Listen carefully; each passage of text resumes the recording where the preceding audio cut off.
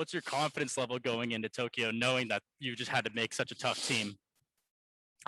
You have to meet iron with iron. It really sharpens young men. It absolutely does. Forecasted, the team, the 3 men that were forecasted 1, 2, 3, they made the squad. Perhaps a different order, but that is just sport for you. That's just sport. And I've never been in such a situation where I feel livened by my teammates, my teammates. I feel like I got to show the way to these guys because I've done it once before. And I want them to have the best experience they can have. And I'm gonna follow that. I'm gonna follow that shine that they have all the way to Tokyo, and that's gonna be great.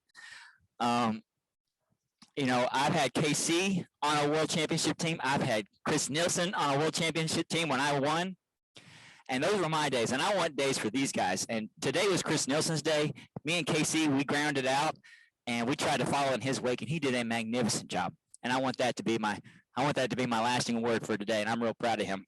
He broke my streak for American championships, and that's not hard to do. I'm hard to beat. I really try to be, and that's about my only card I had to play.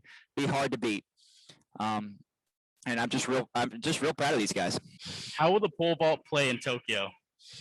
Now,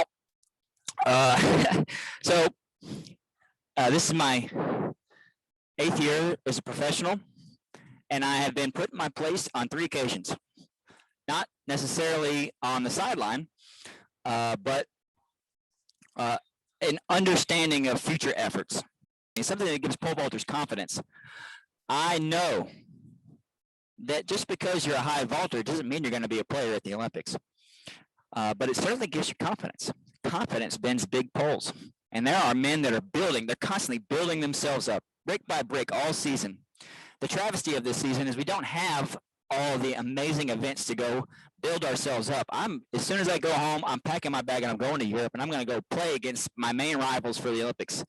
And I hope Chrissy comes with me because there's no sharpening effect. There's no honing element like going to compete with the guys you're going to see in Tokyo. You got to remove the veil. You got to get rid of the tapestry of whatever expectation is in front of the Olympics. You got to see the guys. You got to compete against them. You got to lose to them. Because then you know what they're made of, and you know what the weaknesses are. And you know if you've got a shot or not and where you need to grow. Now, Mondo, he's a number 1 slot. I've beaten him once. I broke his undefeated record. That doesn't mean I'm on his level, but I aspire to be competitive with him.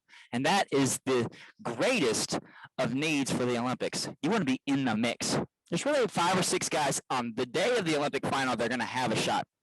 Doesn't mean that all of the men there aren't giving their all, but there's a little bit of magic that has to happen in order for you to get over 5, 6, 7 bars like we did today in whatever conditions, because you can't predict those. Renaud Lavillenie taught me a long time ago which bars were important, and I think that's what helped me make the team today. I had a critical miss, then I had to pass. And that's something I've done before. That's something that's been done to me for the sake of a gold versus a silver medal in the past. I was lucky I had that trick in my bag like I was talking about earlier. But there's going to be 5 or 6 great players, and I hope 3 of them are American.